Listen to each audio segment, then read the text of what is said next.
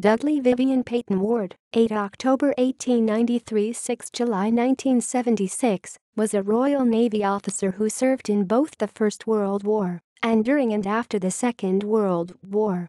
Peyton-Ward was most famous for his work as Naval Liaison Officer to R.A.F. Coastal Command. The work he performed in this capacity was of utmost importance to the smooth functioning of Coastal Command operations, tactics, and weapons. See Coastal Command weapon development. Among other things, he personally championed and facilitated the increased use of very long-range aircraft, such as the Consolidated B-24 Liberator.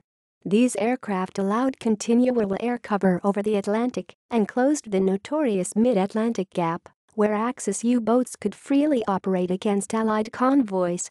It was said of him that he was the only person of lower than Air Marshal rank whose portrait appeared in the mess at Coastal Command. After the war, he wrote an 8-volume internal history for the Royal Navy, entitled The R.A.F. in the Maritime War, a copy of which resides at the National Archives in Kew, London.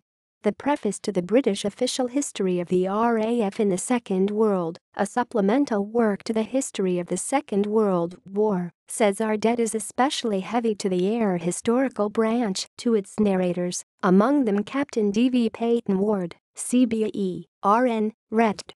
Perhaps more than any. Life. In May 1914 his sub-lieutenancy was confirmed. While a lieutenant, he was mentioned in dispatches in 1917 for recognition of their services in submarines in enemy waters during the First World War. In 1944, he was named as a Commander of the Order of the British Empire.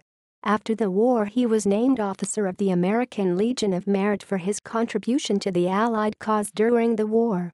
References: Hendry, Andrew. The Cinderella Service, RAF Coastal Command 1939-1945. Pen and Sword Aviation. 2006.